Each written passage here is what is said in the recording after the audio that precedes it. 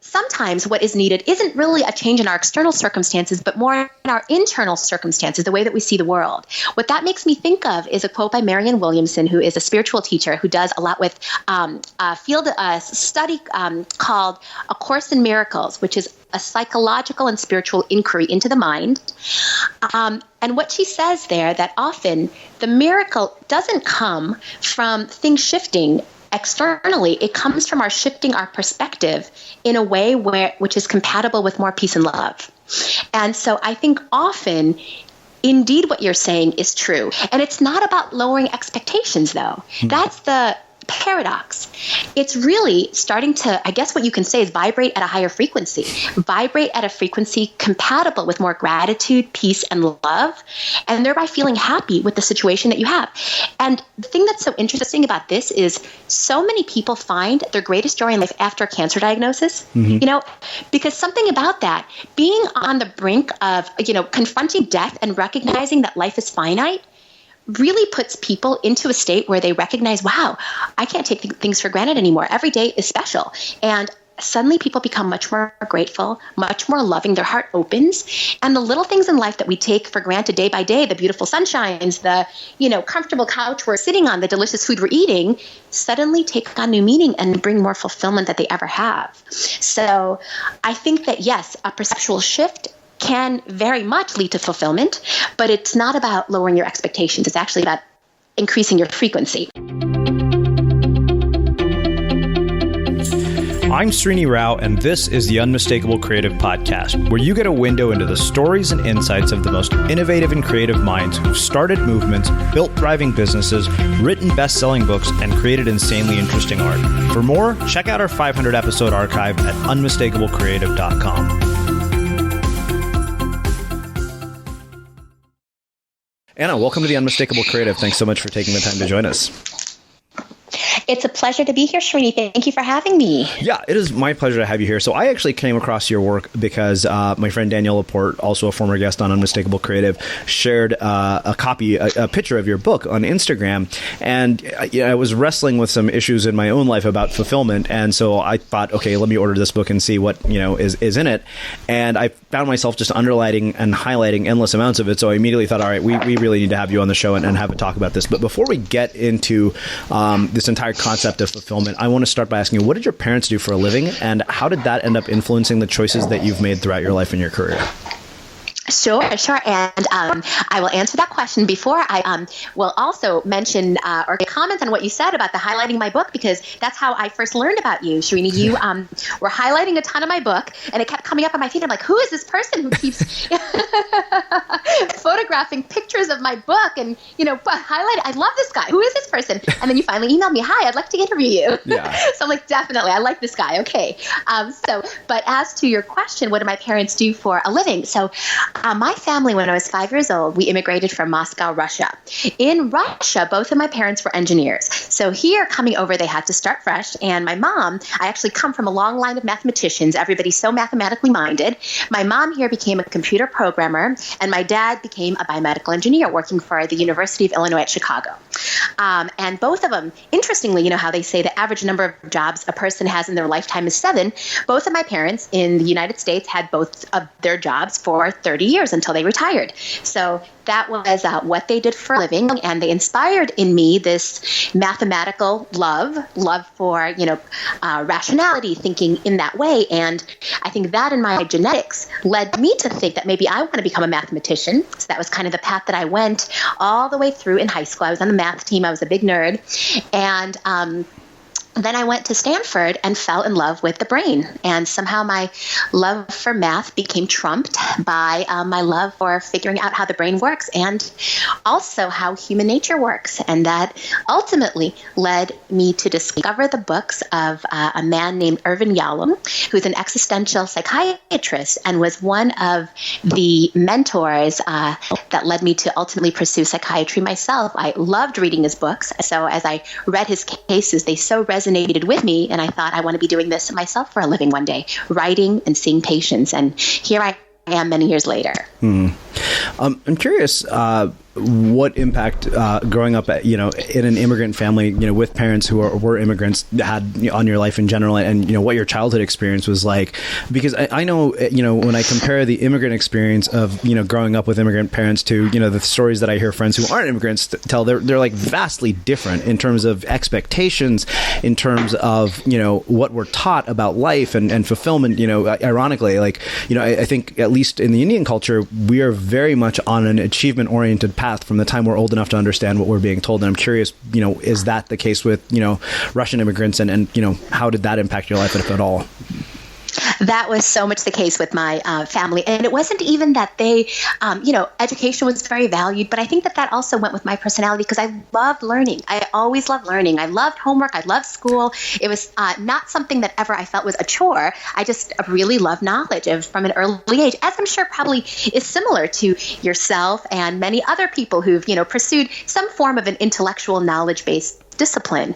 But yeah, absolutely. Coming as immigrants, you believe in the American dream. You believe anything is possible, and you start to instill these values in your children. And I feel my parents, they see what I've been able to accomplish, and they're like, well, maybe in Russia, you would have been able to do half of this, but they really live vicariously through, a lot of the things and the opportunities I've had that just were never open in Russia, because it was a communist culture and we were Jewish, and there was a lot of limitations on what my, family, by virtue of being Jewish, was able to access in Russia. Mm-hmm. So I'm curious, you brought up being Jewish. I'm curious what impact, if any, your spiritual and religious beliefs, what were they like growing up, and what impact have they had on this career path that you've chosen? Because it seems like the two seem fairly intertwined at this point. Yeah, at this point, absolutely.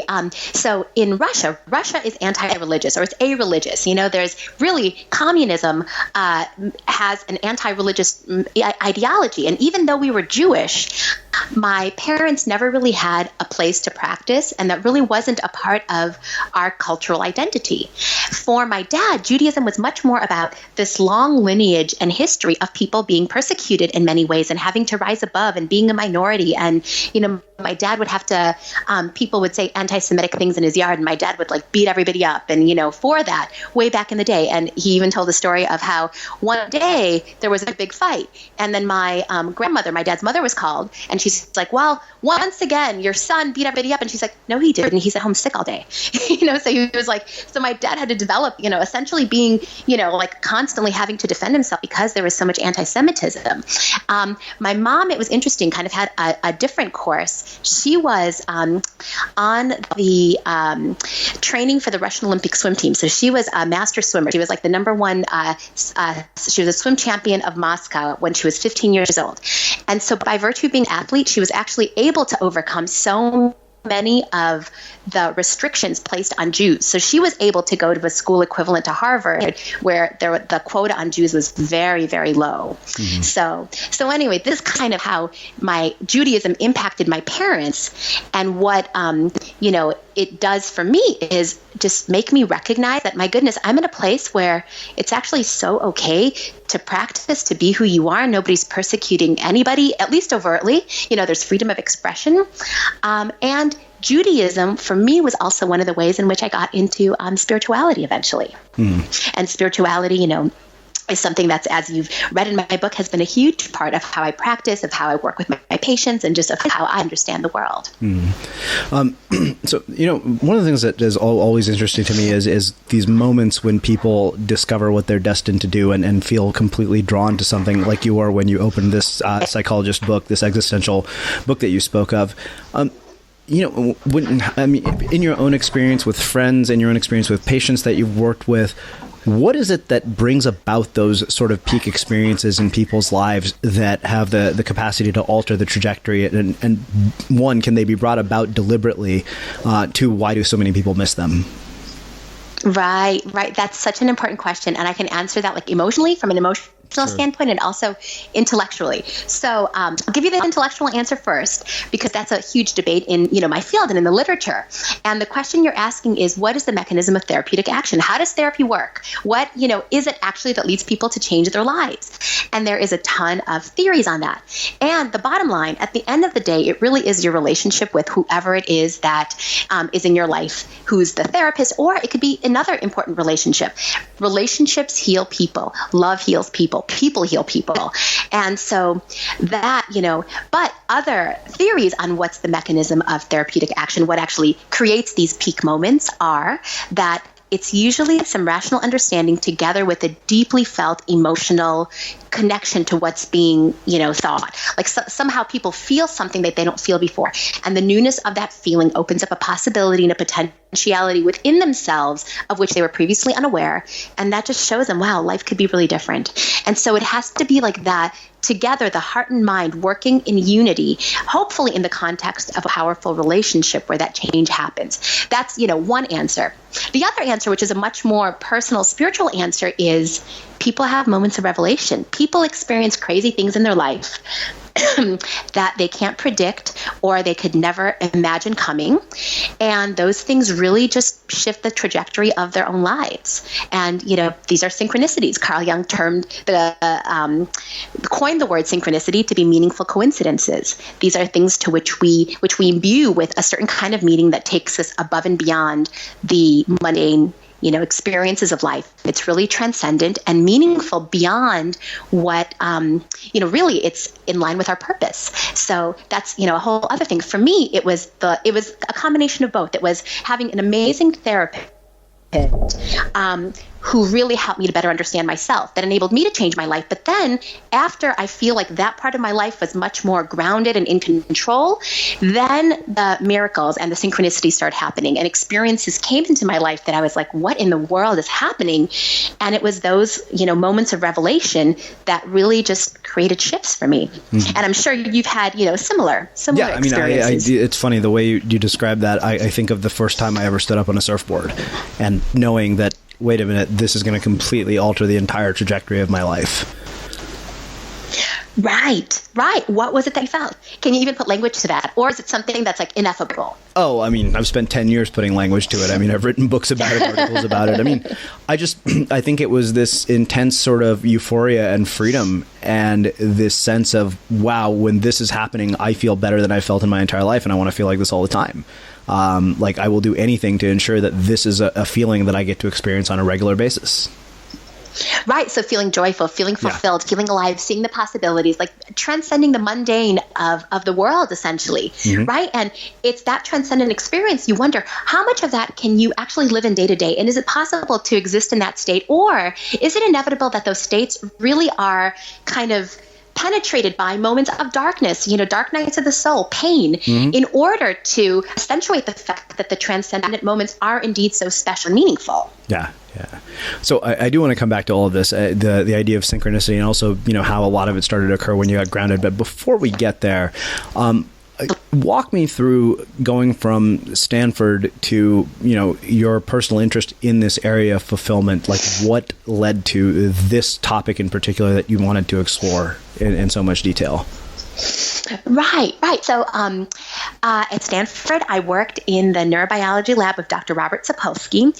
He studies the effects of stress on the brain. And essentially what I did for 2 years, nonstop, like millions of hours a week, was use rat guillotines to cut off rat heads, dissect rat brains, isolate the hippocampus, which is the part of the brain responsible for learning and memory, slice a little part of it, and then look and see how it metabolized in response to certain stressors. And so basically the idea is that part of the brain, the hippocampus, responsible for learning and memory, is selectively vulnerable to the effects of stress, meaning that stress affects our learning and memory capacity more than any other mental function. This is why stress is often, people aren't able to think. They have, a lot of people come in with brain fog, dementia, cognitive issues, and really it's just a function of their life being completely overloaded with stress, or the body being overloaded with stress. So that was where my fascination in the mind began.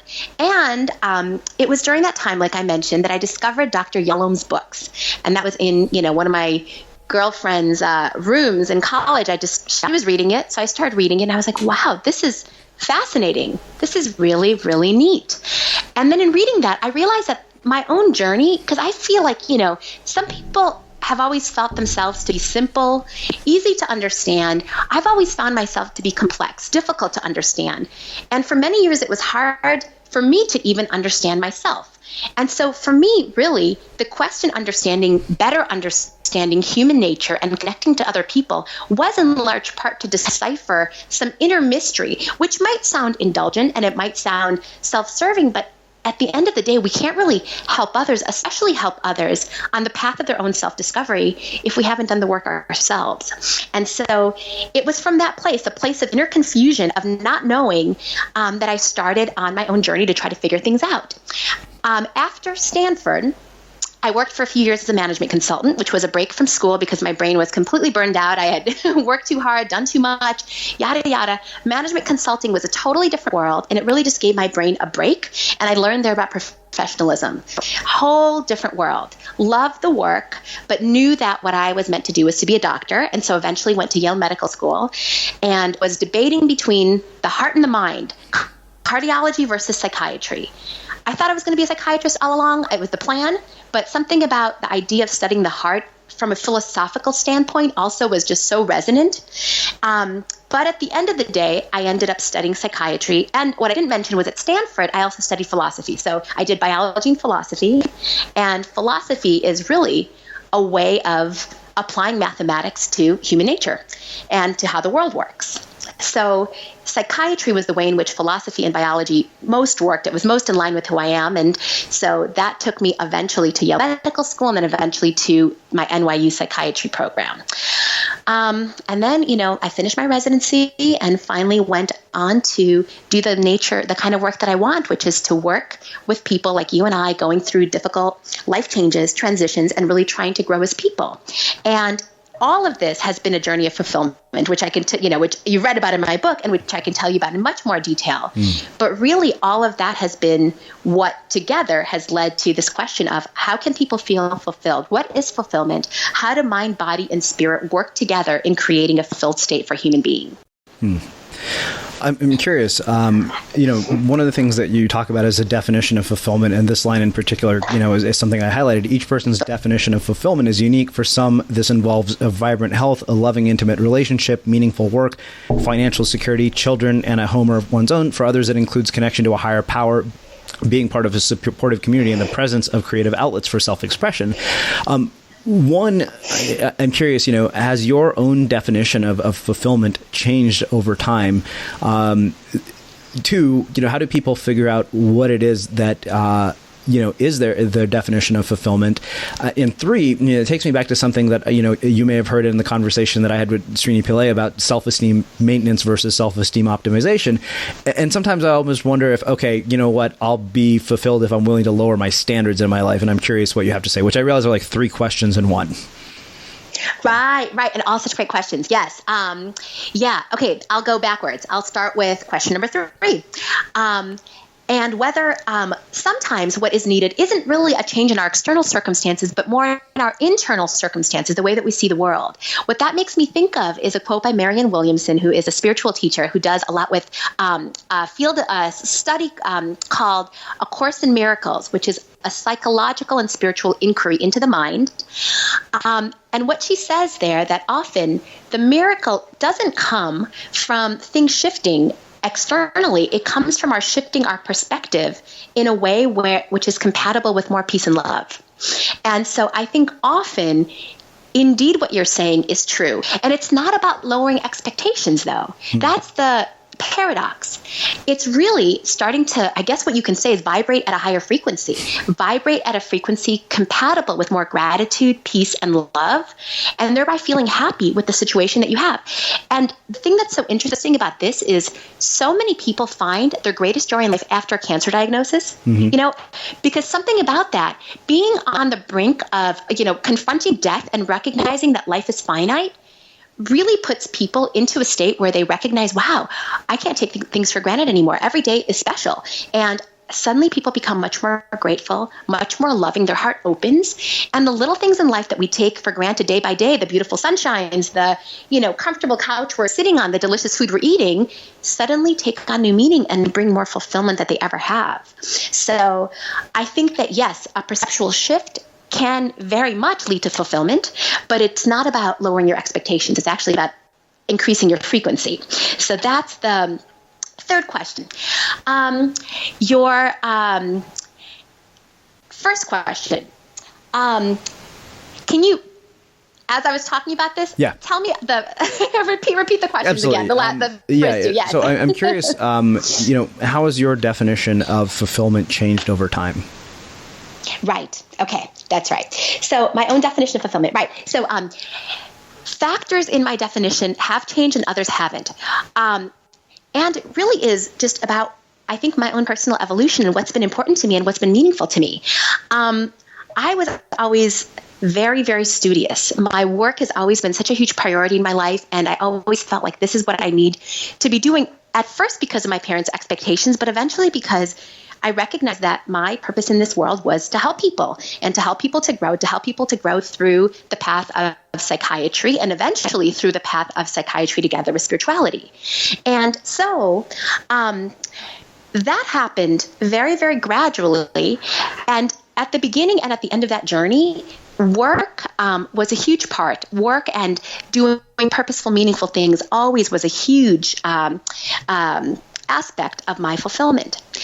Now, over time, other things became important that never were before. Like in high school and college, relationships. Yes, I would date people here and there. I'd go on dates. They never were that important in the sense that somehow school seemed to trump them. But over time, the desire for a relationship, the desire to have a family, to meet somebody, to meet my soulmate, somehow that became more and more and more important in my life, and also more difficult to manifest by virtue of having put all of this energy and effort into this other source of fulfillment. Yeah. And so, and my whole, a large part of my book was really my thought that finding my soulmate would be a fool's errand, that, here I am making this decision that this was a huge part of my fulfillment, but I'm able to manifest everything else in my career, but I can't manifest this. What's wrong with me? So the answer is that things have changed, but things also have very much remained the same. And the other thing that's also changed is spirituality. Spirituality was never a part of my life before. Now it's a huge part of my life, and I can, certainly take you through that journey. Yeah. But now, it's really about also trying to elevate my own consciousness and to really vibrate myself at a higher frequency of love and gratitude, and to really, try to get away from the lower frequencies of self-pity, of victimhood, of regret, of sadness, of depression, and other things that were really a part of my consciousness for such a large part of my life. Mm-hmm. So it's interesting. I'm really curious about the love interest thing, because as just when you said that, you said, why is it that I'm unable to manifest this one thing? And paradoxically, it's because you're putting all this energy into it. It makes me think of something that Sean Achor wrote about in The Happiness Advantage, where he said, we have the model for happiness backwards, in that we think if this thing happens, then I'll be happy. And he said, really, it should be the other way around. He said, happiness is literally one of the greatest amplifiers of, performance in virtually every aspect of our lives. So one, I'm curious, what kind of caused that internal shift for you? Because I know, from having read the book, that you did actually end up meeting your husband. Yes. Very much so. And I think that's so true. And I think that also, that same idea that you're talking about is also the reason why so often we can have everything but still not feel fulfilled.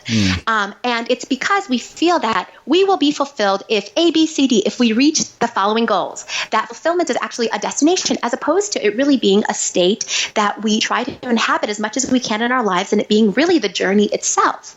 And our capitalist society, or Western society, teaches us that we need to focus on that which is missing, whether that be a nicer home or the nicer car or greater achievements or greater whatever it is that's missing.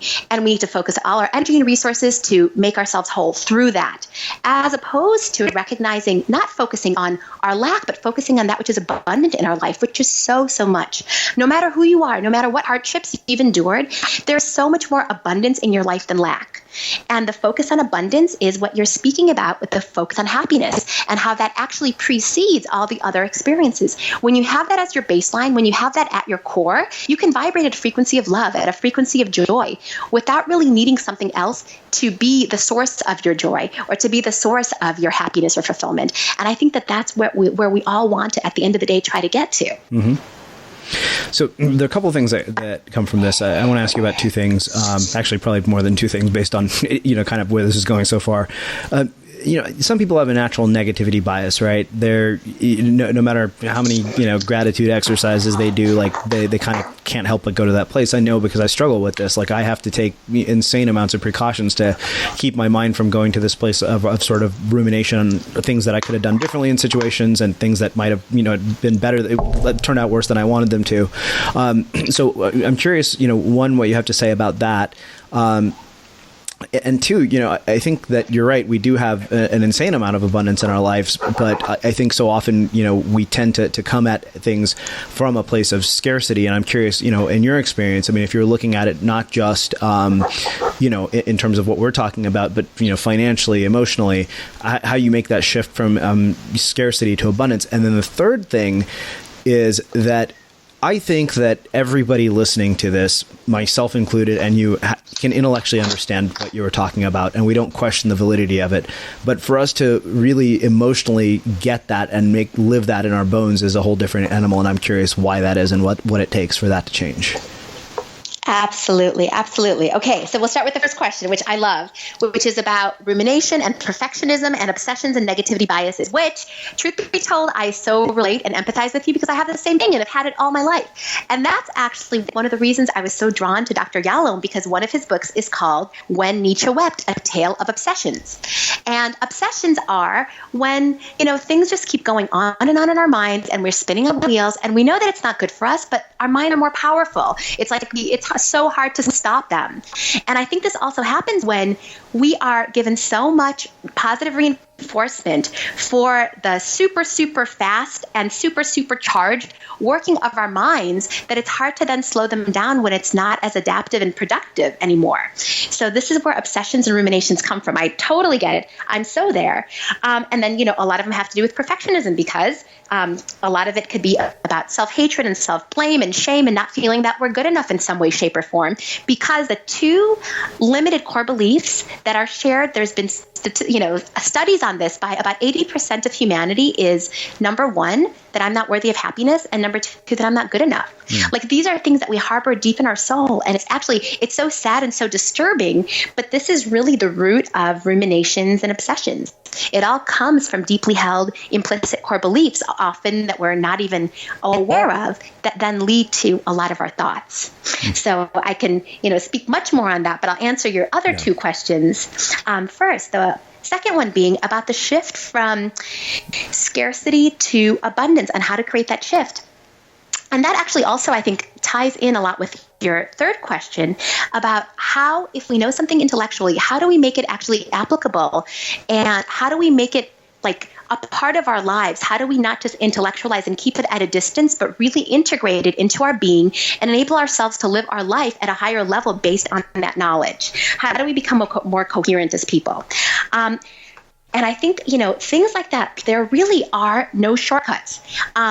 It's not that there's shortcuts per se. There's a lot of different ways. There's ways that you can work at the level of the conscious mind. And working at the conscious mind is really focusing on those things in life on a regular basis for which you are very grateful. Focusing on the abundance and reminding yourself, this is making gratitude lists. This is everyday thinking of 3 things that you are thankful for and 3 people that you want to thank for the things that you have. It's starting to create that shift in a very, very conscious, profound way that is based on your deliberate intent and consistent effort, because this really does take consistent effort. Now, the other way is at the level of the unconscious mind and starting to really explore deeply held core beliefs of which we're often unaware, starting to make the unconscious conscious, and there I recognize that we have much more freedom over our choices than our life and, our repetition compulsions would allow us to believe we do.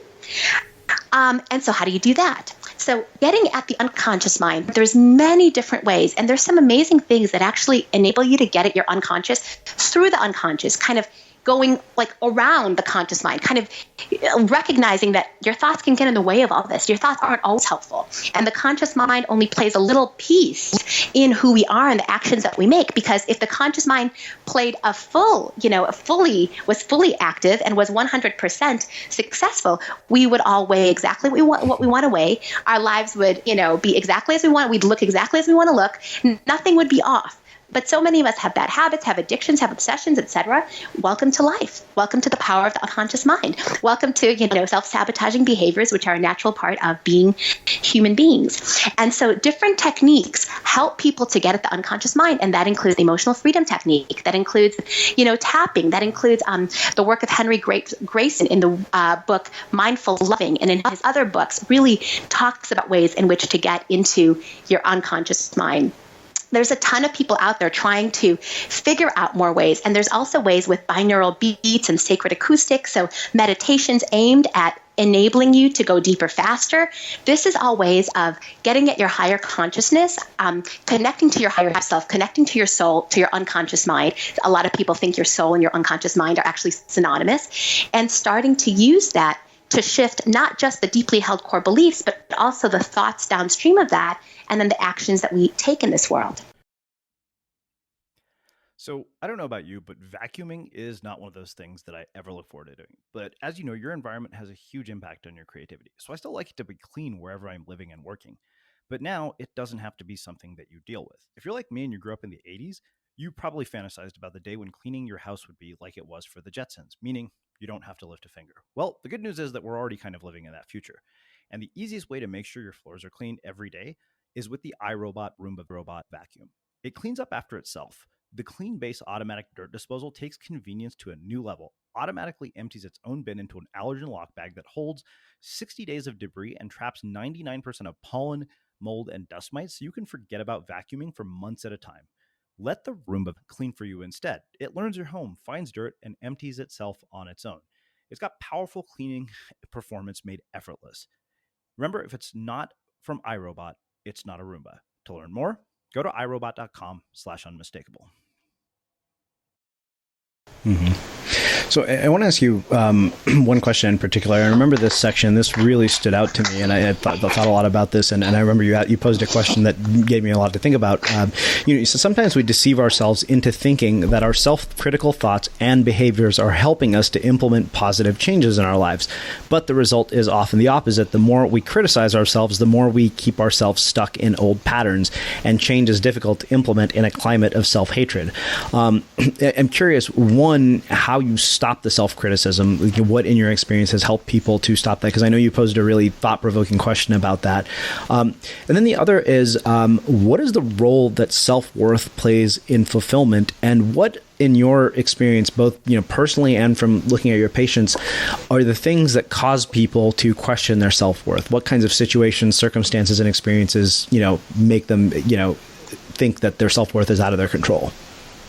Yeah, beautiful questions. Yeah, and that's exactly it. I think at the end of the day, if I were to pinpoint one issue that is at the heart of every single thing every single patient that comes into my office struggles with, it's questions of self-worth. And especially people who have what can be perceived as exaggerated self-worth or narcissism, that's actually the biggest issues with self-worth, because true self-worth and self-confidence really is humility. You don't have to prove anything to anybody. But so many people, so this is something that I struggle with my patients on an everyday basis, because it is so prevalent in our society. Expectations are so high. People's expectations of themselves are so high that they feel as though they have to live up to some unimaginable standard or something outside of themselves in order to be lovable, in order to be accepted. And where does that come from? That often comes from all of the adaptive value we placed and that our parents placed on achievement when we were young. You came back with your 101 on your test, and you came back with your A+. Oh my God, Srini, that was amazing. Great job. And so we begin to unconsciously associate love and achievement. And it's called, there's a psychological term for it. It's called over-justification theory. Rather than doing things because, rather than being rewarded for doing your best, and you're rewarded, you begin to be confused and think that love comes from achievement. Love comes from being perfect. Love comes from this. A lot of families are able to get around it, but I think especially immigrant families, there's so much pressure put on their kids to achieve, because really the parents are living vicariously through the children. This is a land of opportunity. Here's opportunities for you and I that our moms and dads never had. So, and this is where so much of the self-criticism comes from. Now, your second question, how do we stop it? It goes back to that, question. There's conscious ways and there's unconscious ways. At the conscious level, it really is recognizing the self-critical thoughts when they come, becoming aware of them. Because when you think about it, we think about 72,000 thoughts a day. That's a lot of thoughts. Of those, what percent are self-critical? And what percentage are self-critical and completely outside of our awareness? And that could be like looking in the mirror as you're passing by and thinking, oh, I look tired today. Oh, I've gained 3 pounds. Or like getting a criticism on a work document that you created. Oh God, I don't believe I did this again. Or someone looking at you wrong. God, I wonder why that person is mad at me. I wonder what I did. And all of that comes from a lot of, cognitive distortions that we have. And so self-criticism and dealing with it has to be done at the conscious level where it begins with awareness. And eventually, once you become more aware of it, to start to really actively challenge that and say, okay, why am I criticizing myself? What are other ways of being? How else can I see things? And really just, Louise Hay is a pioneer. She recently passed away, and she's a pioneer in the self-help movement. Whenever patients came to her, one of the very first things she did was give them a mantra. And that mantra was 3 words: I am enough. Because what you're describing, problems with self-worth and self-criticism, was what Louise Hay identified as the number one issue facing all of her clients, which is what I find as well in my practice. And so she would have clients recite this mantra up to hundreds of times a day. And she wanted people to change not just their conscious beliefs, but for the mantra to become so powerful, for people to internalize it, and for it to actually shift any part of themselves that feels like they're not enough, that feels as though there's something really, really off, that feels like, they're only going to be lovable if A, B, C, D. So that's actually a mantra I often give my patients: I am enough. And to start reciting it whenever you possibly can, to start to shift some of these patterns that you're describing. I'm curious. It's funny because I think we both come from very type A families. I mean, as I've told you in one of our previous conversations, I have a sister who's like, genius level achievement by all standards. My friend jokingly says she's every Indian parent's dream come true.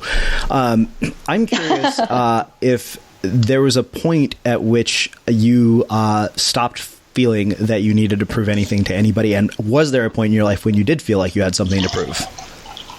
Yeah. I definitely remember way back in the day, because my whole thing was mathematics. And whenever I couldn't solve a math problem, I felt like something was just wrong. And I was good at math. I was on the math team. I went to the Illinois Math and Science Academy. I would always qualify for all those contests. I would get to the final level, but I would never win. There was always somebody who was better than me. And because these people were absolute geniuses. These are people who, were at my high school. There were people who would place first in like the world. And so this was my competition. I would never measure up, understandably. But somehow or another, that always bothered me in my perfectionistic state, because I'm used to, being able to put my achievement towards anything and study hard. And here I was not able to do as well on these math competitions. And then I remember having this thought, wow, why would anyone love me if I can't do this? Like, I just remember having this thought as I was contemplating a relationship. I remember like feeling like this profound sense of my own unlovability by virtue of, having this perceived deficit. Like really, and it was like in sophomore year in high school where I had this thought. And it's really been like this process of authenticity and starting to just like myself as I am, accept myself for my strengths and my weaknesses, becoming more comfortable with different parts of myself and starting to also prize other things both in myself and in other people. That really created that shift. But absolutely, I very much struggled with that, and it took a long time to create that shift. I'm curious about one other thing. What's interesting to me is I think people who are drawn to work like yours and people like you and I mean, if I'm being very candid, half my bookshelf is filled with self-help books because I think I'm seeking answers for things. I'm curious, in your practice, what have you seen as the difference between people who change quickly and people who seem to just stay stuck in endless patterns for years on end, and why is that? It's such a great question. And on one hand, I can tell you answers. On the other hand, I wish I knew. It's something that, You'd probably be a billionaire if you knew, right? Yeah, it bedazzles me because there are some people who, it's just amazing. With the right insight and the right connection, boom, boom, boom, their whole life has changed. They need like 5 sessions and they came to do what they need to do, and then they're gone. They're done. Other people, you see them twice a week, 3 times a week for years, and the changes are so slow and so minute. And then you're like, well, what am I doing differently here? What did they need? Maybe I'm not connecting with, maybe my interpretations aren't on. Maybe I'm not giving them what they need. Maybe we need to be more action oriented. Maybe maybe there's not enough eye contact. God knows, whatever it is. It really just continuously fascinates me how some people within a few sessions, boom, boom, boom, their life changes, and other people. I think part of it is what we do as therapists. Part of it really is the person. And I've really, I feel part of it is also karmic. We've come in here with certain karmic, ties, with certain karmic challenges, with certain soul corrections, or those things, those challenges that come up for our souls over and over and over again. Some are easier and some are harder. And I always, try to meditate on the kinds of patients that I draw into my practice. And I really meditate to draw in people who are ready to change, who are ready to make, concrete shifts in their life, who are ready to be honest about who they are and move forward. And for the most part, that's exactly who comes in. But even with people who come in with that intent, there's such a range. Some in 2 years of twice weekly therapy, very small shifts. Others within 3 sessions, like they're, golden. Mm-hmm. They're there. So that raises one other question. Knowing that a lot of parents are listening to this, I'm curious what you would have to say to them about this conversation, because I think my ongoing joke is my one of the funniest things I ever heard about parenthood was from my friend Philip McKernan, who said this on Unmistakable Creative. He said, no matter what you do, you're going to fuck your kids up. Which it's funny because I think we all recognize that there's a grain of truth to that, right? I mean, there are moments when I think, okay, yeah, my parents could have done a better job with this and that. And then I think to myself, okay, this is a tall order to say, you know what, your job is to take me and turn me into a perfect, emotionally healthy, completely functional human being without screwing anything up along the way. That's a tall order on any human being. So I'm just curious what you would want parents to know about this conversation. Absolutely. I think the most important thing a parent can do is to love their child with their full heart and to listen to their child, to do their best to understand their child, and to help that child own their own strength and power. What this actually makes me think of is a family that I consulted for as a psychiatrist a while back, and they had a daughter who was about 20 who had a psychotic break.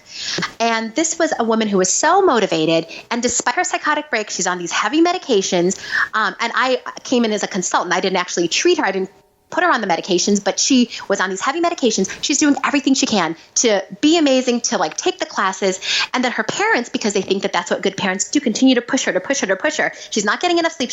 And I say to the parents, you know what? Your child had a psychotic break. This is a very, very serious condition. Some people are able to move out of the psychotic break and go and have a normal, stable life. Other people, it can go in a very serious downward spiral that could really, incapacitate your child. The last thing you should do with this child is to push her. And look, she already pushes herself so much. You have such a motivated, amazing child who, despite this hardship, has overcome and is really trying. I would do everything to help her stay balanced, to help her work less, to encourage her to take better care of herself. Self-care comes first. And that is what I would say to all parents. Self-care comes first. None of your child's accomplishments, nothing that they ever create is as important as their mental and physical health. If your child isn't mentally and physically healthy, nothing else matters. Meaning that if your child ends up, with very, very serious issues from a stress-related breakdown, which does happen, it's a very real thing. And that's because of the pressure they put upon themselves, from the stress of their environment, from, perfectionism, ruminations, obsessions, depression, from life, essentially. That's so serious. And so for parents, the best thing you can do is encourage your children to take the best care of themselves possible, to take care of their minds, to take care of their bodies, to get plenty of rest. And I know it sounds kind of like banal advice, but really, that is the most important thing. If you don't have that, you don't have anything. Wow. I want to spend a little bit of time, before we get to synchronicity and start wrapping things up, talking about this idea of forgiveness. There are two things that stood out to me, and I want to go back to both of them in the book. I have these in my Evernote. So the person who will benefit the most from forgiveness is you. When you're truly able to forgive somebody, you can finally let go of the anger, hurt, resentment, grudge, sadness, and vengeance that you've been carrying it around in your heart, sometimes for years. Holding grudges is exhausting. You're letting perpetrators live rent-free in your heart and mind, thereby continuing to let them hurt you.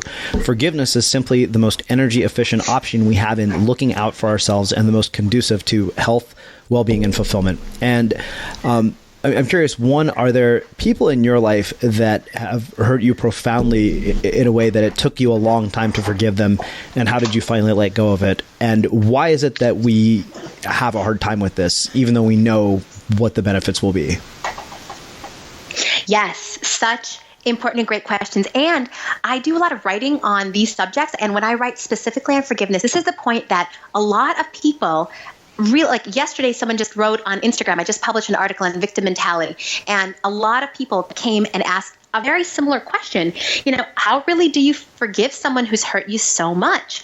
And so just to highlight, forgiveness does not mean that you are condoning in any way what happened to you. It doesn't mean that you are condoning the actions of the so-called perpetrator.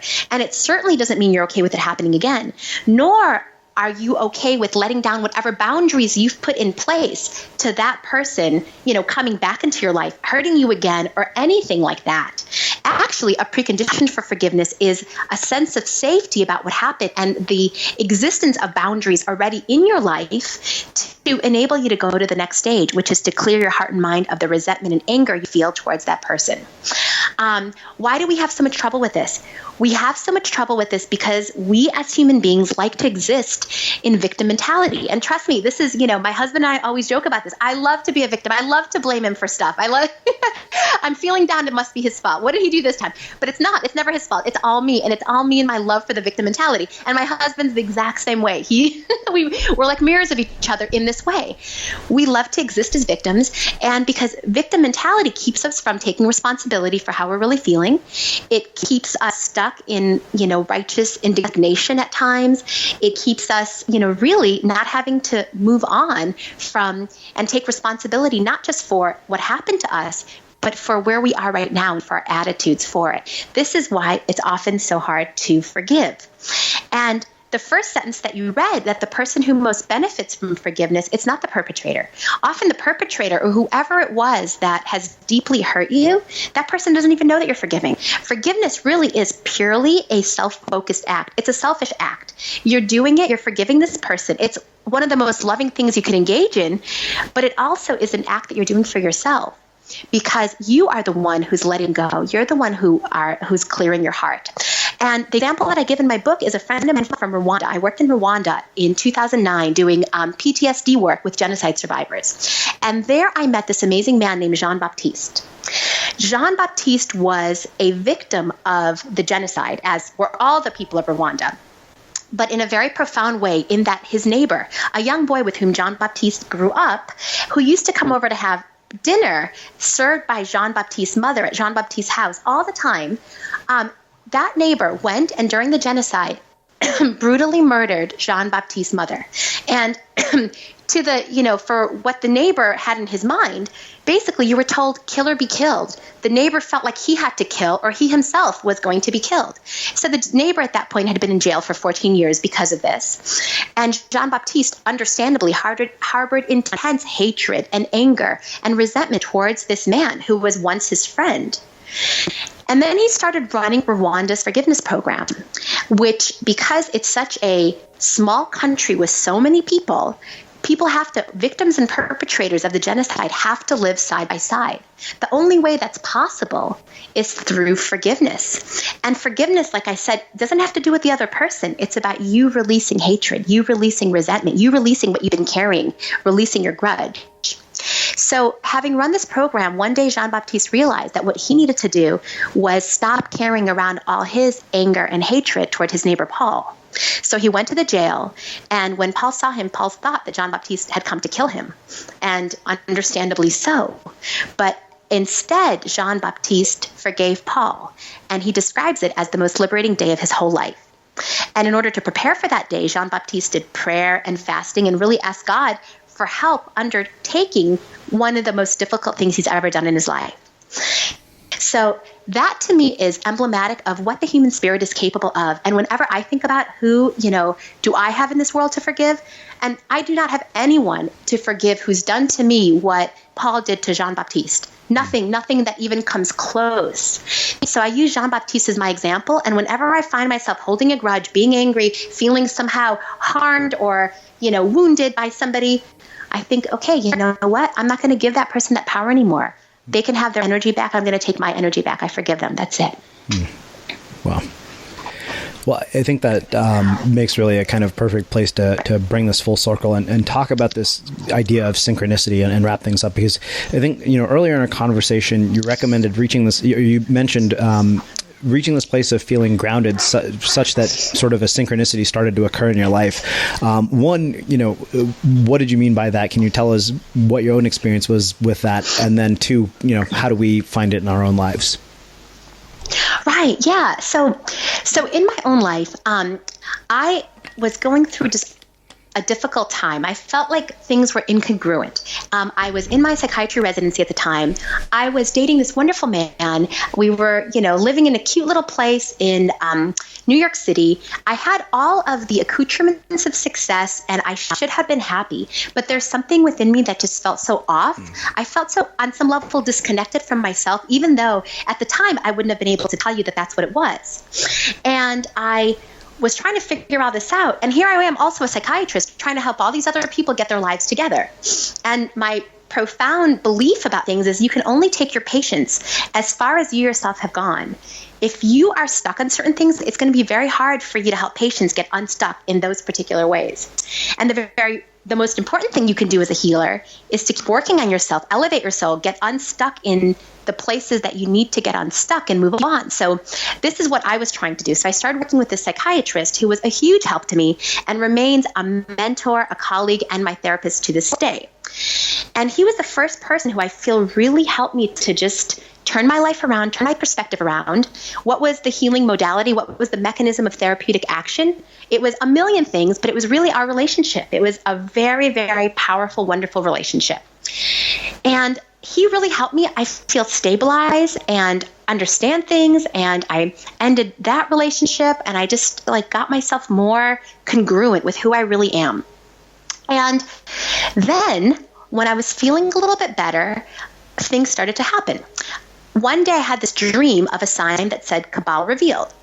And my mom had studied Kabbalah, and I thought maybe she'd sent me a book. So I looked at my bookshelf after the dream to see if there was a book called Kabbalah Revealed, and there was no book. So I just forgot about the dream, moved forward, and then 2 weeks later I'm walking to meet a friend for dinner, and there is the exact sign for my dream, Kabbalah Revealed. And it was the Kabbalah Center. And I said, that's really strange. I had a dream about this. So I walked in, I took a little flyer, and I signed up for their Power of Kabbalah 1 class. And that was where I first started learning these ideas that I was in my junior year in residency at the time that really started to profoundly shift my conception of the world. The fundamental principle was that what we see with our eyes and hear with our ears, what we see in this reality that science believes to be 100% of reality, is actually just 1% of the true reality. 99% of reality is unseen. It's something that's beyond. So it's a whole different conception of the world. And I was fascinated by it. And then it taught tools. There were tools of how to tap into that 99% reality. And the idea was that by creating shifts within ourselves, meaning by going against our nature and doing that which is most difficult for us, we can shift things externally. Like we can create miracles in our life. You change your outside world by changing your inside world. Now, as a psychiatrist, helping people change their lives and also trying to figure out how to change my own life, I thought, this is interesting. This is totally new paradigm. And so I started trying it. And then amazing, miraculous things started to happen. This really works. And all sorts of things happened. There was some people in my residency who were just very, very difficult. So, and they, as residents, we're targets. We're like the bottom of the totem pole. It's easy to pick on residents. But there are some people that are particularly difficult. And I started doing the exercises of Kabbalah. And then one day, unbeknownst to me, I'd come in and those people are gone. And I was like, what happened? Where are they? And they, that department had closed. They were gone. And it's just such a little thing, but it's like, things start to shift. Now, did my doing these little exercises have anything to do with these people leaving? Probably not, but it's just that little synchronicity. And synchronicities are acausal things. Did my doing things cause them to leave? Not at all.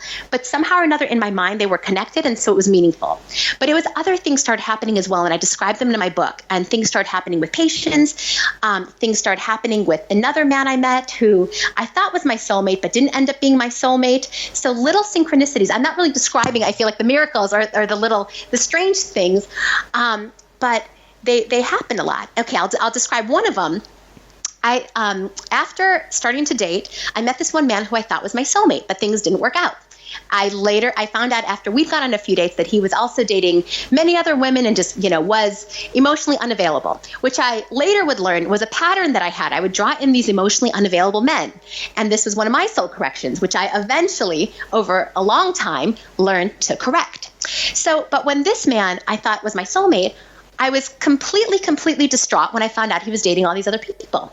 And so one day I was sitting in an ice cream shop and this woman comes in with a child. And she says to me, I'm a psychic and I have a message for you. Can I give you a message? And I said, sure. And she said, you met this man. His name is X and he's your soulmate. Things are going to work out for you. It was such a crazy thing, right?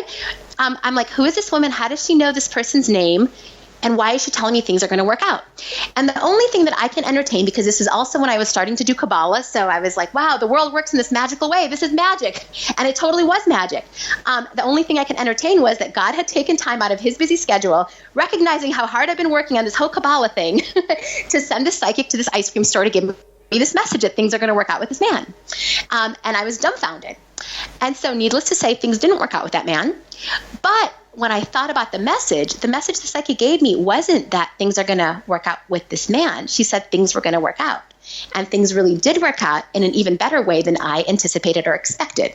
So that was just one of the synchronicities that showed up when I was starting to do some of the spiritual work after I was already more psychologically grounded. Wow. Well, I think that makes a really sort of a beautiful place to finish our conversation. So I want to finish by asking you one last question, which is how we finish all of our interviews with the Unmistakable Creative. What do you think it is that makes somebody or something unmistakable? I think that it's something that's unmistakable is if we are in some way, shape, or form authentic, aligned with our soul, and connected to part of something greater. Those three things together. Awesome. Well, this has been truly thought-provoking and beautiful, as I expected it would be. Where can people learn more about you and your work? Thanks so much, Srini. It's been a pleasure. People can learn more on my website, which is www.annayusim, ANNAYUSIM as in Mary.com. And my book, Fulfilled, is available on Amazon and anywhere else books are sold. Awesome. And for everybody listening, we'll wrap the show with that. Thank you for listening to this episode of the Unmistakable Creative Podcast. While you were listening, were there any moments you found fascinating, inspiring, instructive, maybe even heartwarming? Can you think of anyone, a friend or a family member who would appreciate this moment? If so, take a second and share today's episode with that one person, because good ideas and messages are meant to be shared.